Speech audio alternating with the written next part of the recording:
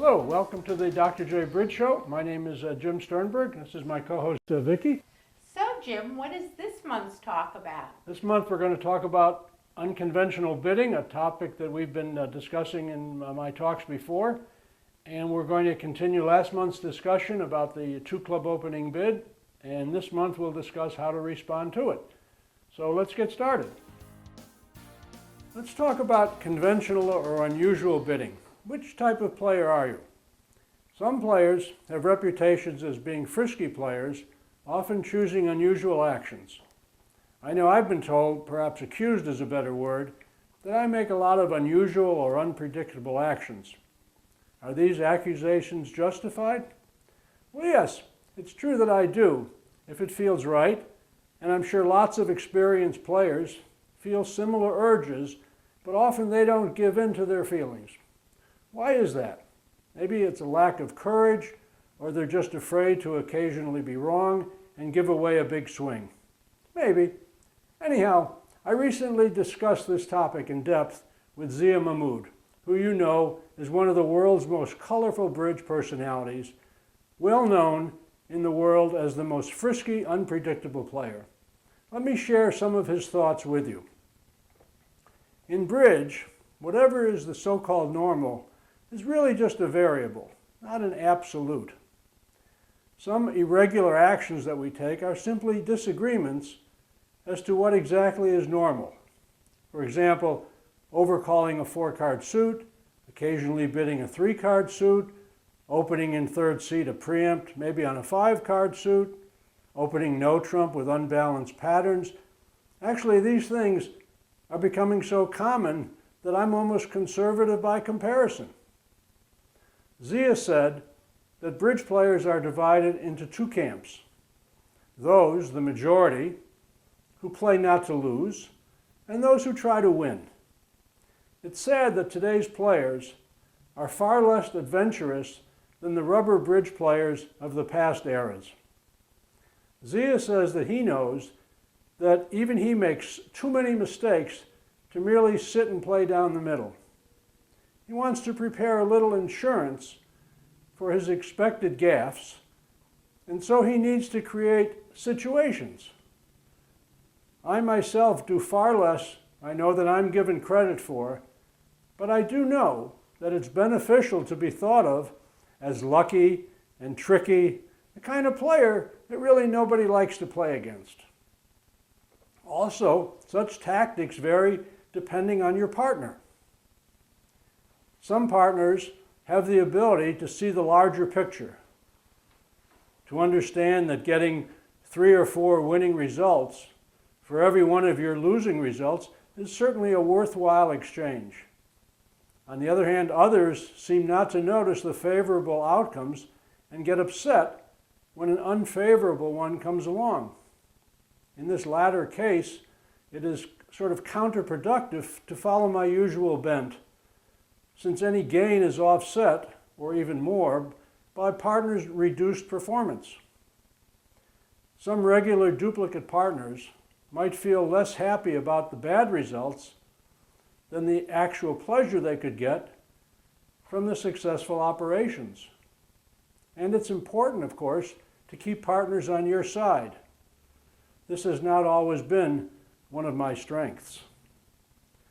So-called normal also varies with what's going on at the table. It's often right to swim against the currents. Zia told me that one of his strongest theories is that it's often not correct to bid to the same contract against experienced defenders as against less able ones. The circumstances at the table are important. He also said that aside from the success potential of being a bit unconventional, the game for him has become a lot more about having fun. And after all, isn't that what it's really all about?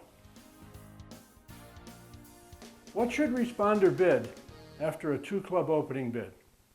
Well, first, let's discuss what not to bid. In general, the responder should not try to describe her hand with the first bid. Remember, after opening two clubs, 90% of the time, the opener is going to rebid 2-no, and now the responder can take over.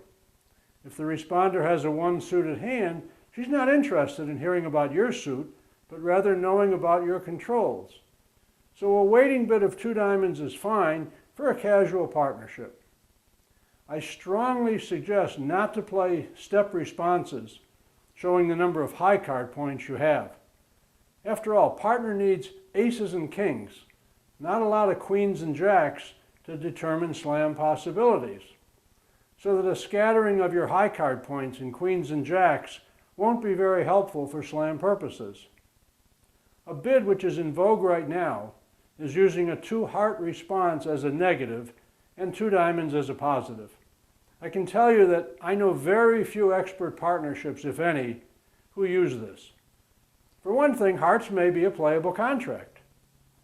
And there are other ways to show a weak hand without you bidding a suit that might become the eventual trump suit. Okay, so if you want something more than just using 2 diamonds as a waiting bid, why not try showing controls? It's easy, and it's what the opener wants to know. So let's see how this works. In the first example, let's define controls as an ace equals 2 and a king equals 1. So if the bidding goes 2 clubs, 2 diamonds, which shows less than 2 controls, either 0 or 1, 2 hearts shows 2 controls, which would say I have either 1 ace or 2 kings, and 2 spades says I have 3 controls, either I have 1 ace, or I have 1 and a king, or I have 3 kings. Okay, now, after the above, a rebid by the opener of 2-no trump shows 22 to 23 points, a hand that was too good to have opened 2-no trump, and now all your systems are on, Stayman, Jacoby, etc., even if one of the majors have been mentioned as a control response. The responder is just taking over as usual. Let's look at example 2. This first hand has 2 kings, 2 controls.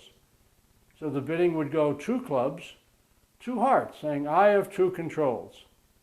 And now when the opener rebids 2-no trump, you would bid 3 diamonds to make a Jacoby transfer to hearts. Yes, I know you already bid hearts.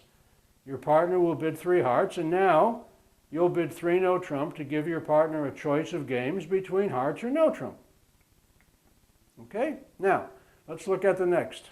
If after the bidding goes 2 clubs, 2 diamonds, the opener bids a single suit hand, like 2 hearts, 2 spades, or 3 clubs, which is forcing for 1 round, showing a 1-suited hand, it's best to play that if you now, the responder, bid the cheapest minor, this is like a double negative, saying, partner, I'm broke. And if opener simply repeats his suit, you might be passing. So 2 clubs, 2 diamonds, 3 diamonds is the biggest hand in bridge since there is no double negative available. Let's look at an example. So here, opener has bid 2 clubs, you bid 2 diamonds, showing either waiting or no controls, and the opener bids 2 spades. 3 clubs by you says, I'm broke, it's the cheapest minor, and now 3 spades by the opener is non-forcing. Any other responses than the cheapest minor creates a game force. And obviously, if you were playing controls and responder shows some values, the partnership will be going at least a game. So in the next example, when the bidding goes 2 clubs, 2 hearts, saying I have 2 controls, either an ace or 2 kings, 2 spades, we can now bid. The next bid is natural because you can't be broke. We're now in a game-forcing auction. If the auction starts out 2 clubs, 2 hearts, 2 controls, 3 hearts is merely a natural game-forcing bid showing a 1-suited hand with hearts. Now what if you have more than 3 controls? Could happen. 2 aces, for example, would be 4 controls. But what do we want to do? We want to avoid taking away opener's expected 2-no trump rebid. We don't want responder first bidding higher than 2 spades. So while 2 diamonds almost always means less than 2 controls, on rare occasions it could mean more than 3. but this is never a problem. The opener, of course, will assume it's the former, less than 2, and in the rare case when responder has more, you just keep on bidding. It's easy when you have a good hand. For example, 2 clubs, 2 diamonds. I have less than 2 controls, or more than 3. Now finally, what should you do as the opener when you have even more high card points, a gazillion, like 24 plus, and you're afraid to rebid 2 no trump because you think you're going to be passed? The problem with jumping to 3 no trump is that you lose all your system agreements like Stayman, Jacoby, etc. Is there an easy answer? Well, sure, but maybe beyond the scope of today's demonstration. If you email me, of course, I'll be glad to discuss it with you. I hope you've enjoyed our show. Thanks for tuning in. In the next couple of months, we're going to have some guests, which will include, I hope, Michael Schaefer and Keith Hansen, and we'll be discussing some other topics.